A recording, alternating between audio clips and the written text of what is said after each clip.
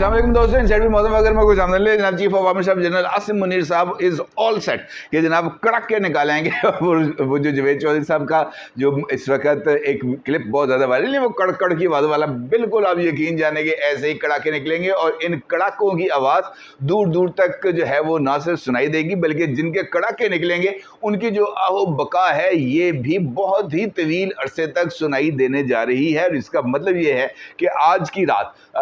जो गुजर रही है और कल जो यौम आज़ादी का सूरज तुलू होने जा रहा है, इस एक रात के दौरान बहुत ही अहम ऐलानात होने जा रहे हैं और कुछ ऐसे फैसले होने जा रहे हैं जो बहुत ही ज़्यादा दूररस असरात के हामिल होंगे। इसका मतलब ये है कि आज रात chief of army staff general Asim Munir साहब अपनी ताकत के मरकज़ में ना सिर्फ बैठेंगे जाएंगे बल्कि वहाँ से ली जाने वाली ताकत और उस ताकत की जो डिपिक्शन है वो भरपूर अंदाज में हमारे सामने आएगी। वो पैगामात क्या होंगे, यकीनी तौर पर एक अहम सवाल है। वो कड़ाके जो निकाले जाएंगे वो किसके निकलेंगे, क्यों निकलेंगे और इन कड़ाकों की जो नौयत है वो क्या होगी, और सबसे बढ़कर ये कि क्या इन कड़ाकों की आवाज़ दूर दूर तक सुनाई देगी या नहीं। सारी सूरत हाल पर आपके साथ बात करूंगा, लेकिन उससे पहले दो और छोटी छोटी सी खबरें हैं जो आपकी खिदमत में रखना बहुत ही ज़्यादा ज़रूरी है। आपको याद होगा कि अभी पिछली वीडियो के अंदर मैंने आपको ये साथ जो पाकिस्तान पीपल्स पार्टी है इसमें जो आसिफ अली जरदारी साहब हैं उनके खिलाफ होने वाली एक मुमकिन बगावत का जिक्र किया। तो मैंने आपको ये बताया था कि जनाब पीपल्स पार्टी में इस वक्त जो सिचुएशन है वो कुछ ज़्यादा साजगार नहीं है और पीपल्स पार्टी के बहुत ही ज़्यादा कदावर लीडर जिनका एहतराम बहुत ही ज़्यादा किया जाता है, इवन आसिफ अली जरदारी साहब और बिलावल भुट्टो साहब की तरफ से भी खुर्शीद शाह साहब का बहुत ही ज़्यादा एहतराम किया जाता है, इसके अंदर कोई दो राय नहीं है। लेकिन खुर्शीद शाह साहब जो अपनी बात करते हैं उस बात पर वो पैरा भी देते हैं, उस बात पर खड़े भी रहते हैं और जो बात उन्होंने ये जो निगरान सेटअप है इसके हवाले से की थी उसके ऊपर अभी तक जो खुर्शीद शाह साहब हैं उनकी तरफ से कोई वजाहत भी सामने नहीं आई और ना ही खुर्शीद शाह साहब ने इस बात को वापस लिया है। अलबत्ता खुर्शीद शाह साहब को निगरान वज़ीर आज़म की तकर्री के बारे में जो बयान दिया है वो उनके ऊपर महंगा पड़ा है और पाकिस्तान पीपल्स पार्टी की क़यादत खुर्शीद शाह साहब के ऊपर ना सिर्फ बरहम हो गई है बल्कि जो उनकी जो स्टेटमेंट है उसके बाद पीपल्स पार्टी की तरफ से जो तर्जुमान हैं उनकी तरफ से ना सिर्फ वजाहती बयान भी जारी हुए हैं बल्कि पीपल्स पार्टी की लीडरशिप ने अपनी तमाम जो क़यादत है, जो उनकी सेंट्रल एग्जीक्यूटिव कमेटी है, जो top tier MPs, MNA, senators जो तमाम लोग रह चुके हैं उनको सख्ती से ये हदायत कर दी है कि जनाब निगरान सेटअप के बारे में आपने टाइट लिप्ट रहना है। ये मामला बहुत ज़्यादा हसास है और इसके ऊपर किसी तरह की गैर ज़रूरी बयानबाजी नहीं की जाएगी। खुर्शीद शाह साहब ने निगरान वज़ीर आज़म से मुतल्लिक ये बात कही थी कि हमें इल्म नहीं था कि जनाब अनवारुल हक काकड़ साहब का नाम सामने आएगा। अनवारुल हक काकड़ साहब का नाम सेनेट से लिया गया, अगर उनकी जगह पर किसी और बेहतर शख्स का इंतखाब किया जाता तो ये ज़्यादा बेहतर होता। इसका मतलब ये है जनाब कि खुर्शीद शाह साहब इस वक्त जो लाइन लेके चल रहे हैं वो लाइन पाकिस्तान पीपल्स पार्टी की जो मरकज़ी क़यादत है वो उसके लिए खासी हद तक नापसंदीदा है। और शायद यही वजह है कि कामरान खान साहब जो मामू का भाई छोटा कामरान खान साहब की तरफ से भी एक जो ट्वीट है वो किया गया है जिसको आप इस वक्त अपनी स्क्रीन पर देख सकते हैं। इस ट्वीट में कामरान खान साहब इस बात का जिक्र करते हैं कि Pakistan is heading towards a distinctly non political government, Pakistan एक ऐसे मंजिल की तरफ जा रहा है जहां पर एक गैर जानिबदार और गैर सियासी हुकूमत मार्ज़ वजूद में आ गई है। The idea of Nawaz Sharif, Asif Zardari, Shehbaz Sharif and Bilawal Bhutto recommending Anwaarul Haq Kakar as the caretaker prime minister and that's to for an undefined duration would have been unimaginable for them। उनका ये कहना है कि जनाब ये जो हमारी पॉलिटिकल लीडरशिप है जिसमें नवाज शरीफ हैं, शहबाज शरीफ हैं, आसिफ अली जरदारी हैं, बिलावल साहब हैं, मौलाना फजल रहमान साहब हैं, इनकी तरफ से अनवारुल हक काकड़ साहब का जो नाम तजवीज़ किया गया है या इनको जो केयर टेकर सेटअप की जिम्मेदारियां दी गई हैं, निगरान वज़ीर आज़म बनाया गया है और गैर मुअय्यना मुद्दत के लिए बनाया गया है, ये फ़ैसला ان کے لیے بہت ہی زیادہ یا جسے آپ کہہ سکتے ہیں ناقابل بیان حد تک یہ ان کے لیے تکلیف دہ ثابت ہونے جا رہا ہے۔ Kakar an impartial and neutral Pashtun intelligence expert from Balochistan, ان کا کہنا ہے کہ جناب انوار اللہ کاکڑ صاحب ایک غیر جانبدار اور نیوٹرل پشتون ہیں، ذہین آدمی ہیں، بلوچستان سے ان کا تعلق ہے، اور ان کا یہ کہنا ہے کہ وہ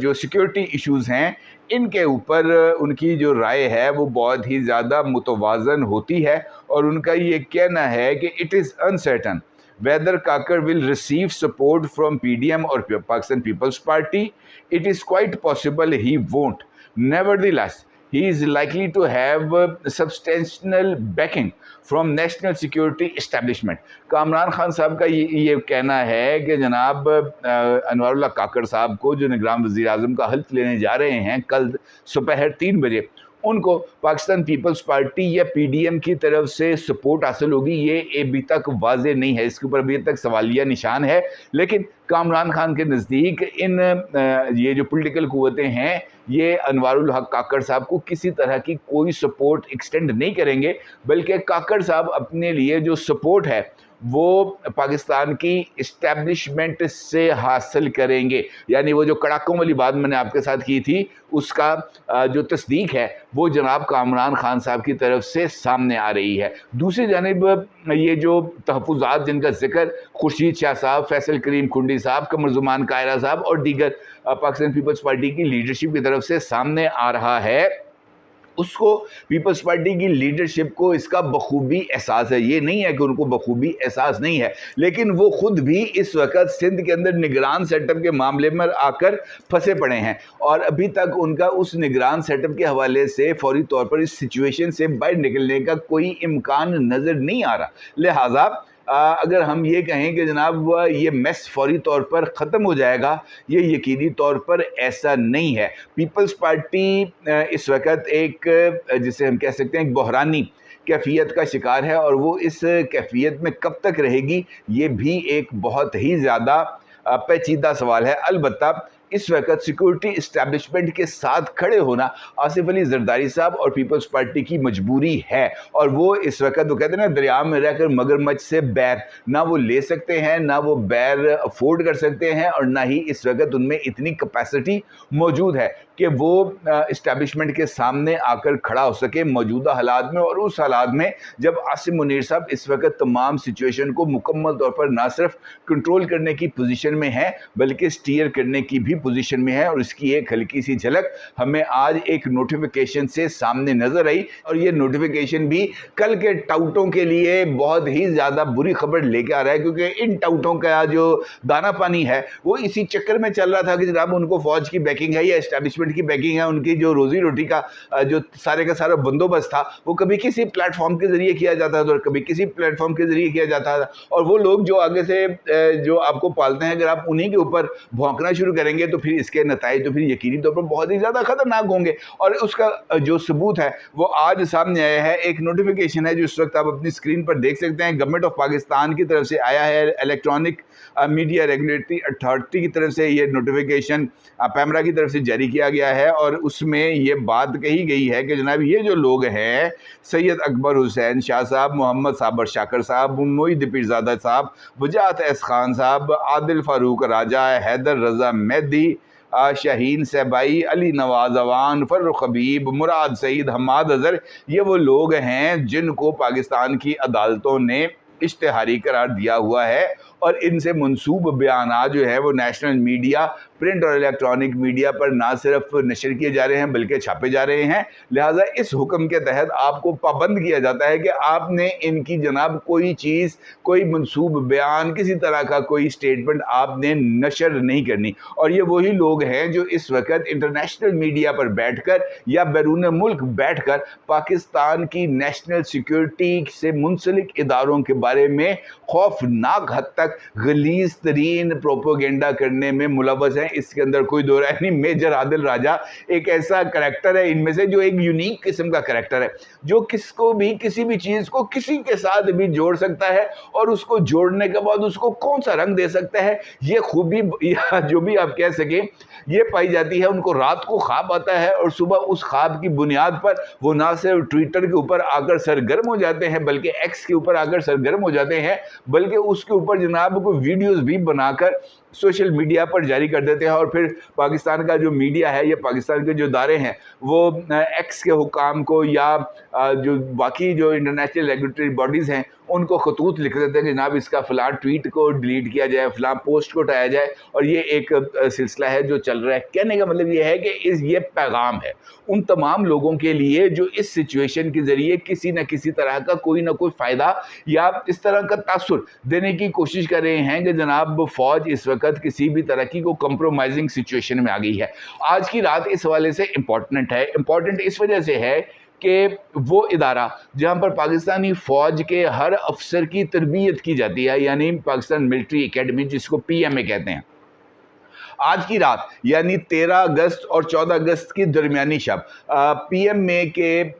जो सब्ज़ाज़ार हैं उनकी जो परेड ग्राउंड्स है वहाँ पर एक परेड की जाती है और ये यौम आज़ादी की सबसे अव्वलीन तकरीब होती है। और इस तकरीब से चीफ ऑफ आर्मी स्टाफ जो हैं वो खिताब भी करते हैं और परेड से सलामी भी लेते हैं और वहाँ पर परचम कुशाई भी करते हैं। इस तकरीब से आज जनरल आसिम मुनीर साहब ने अपनी तैनाती के बाद वहाँ पर आज पहली अपनी परेड का मुआयना भी करना है, सलामी भी लेनी है, परचम कुशाई भी करनी है। और यही वो मुकाम है जहाँ पर खड़े होकर जनरल आसिम मुनीर साहब ने अपने एजेंडे की वजाहत भी करनी है कि उनके नज़दीक इस वक्त पाकिस्तान की सिक्योरिटी इस्टेब्लिशमेंट की तरजीहात क्या हैं और वो पाकिस्तान को किस सिमत में लेके जाना चाहते हैं। अगर जनरल आसिम मुनीर साहब आज इस बात का इजहार करते हैं कि जनाब मैंने पाकिस्तान को लेके जाना है एक प्रॉस्परस जमहूरी रवायात के हामिल मुल्क की तरफ, तो फिर इसका मतलब ये होगा कि आसिम मुनीर साहब को 90 दिन के अंदर अंदर पाकिस्तान के अंदर इंतखाबात कराकर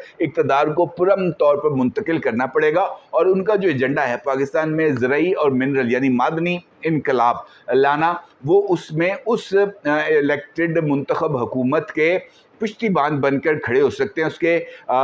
उसको ताकतवर बनाने के लिए अपना रोल प्ले कर सकते हैं। लेकिन अगर ये इलेक्शन किसी भी वजूहात की बिना पर 6 महीने, 8 महीने, 9 महीने, 12 महीने, 16 महीने, 18 महीने तक प्रोलॉन्ग करता है, तो फिर ये यकीनी तौर पर बहुत ही ज़्यादा ख़तरनाक सिचुएशन होगी। क्योंकि अगर ये इलेक्शंस 3 महीने से आगे बढ़ते हैं तो इसका मतलब ये होगा, जिसका जिक्र मैंने गुफ्तगू के आगाज़ में किया था, कि कड़ाके निकलेंगे। क्योंकि फिर इस सिचुएशन के अंदर हर वो आवाज़ जो इस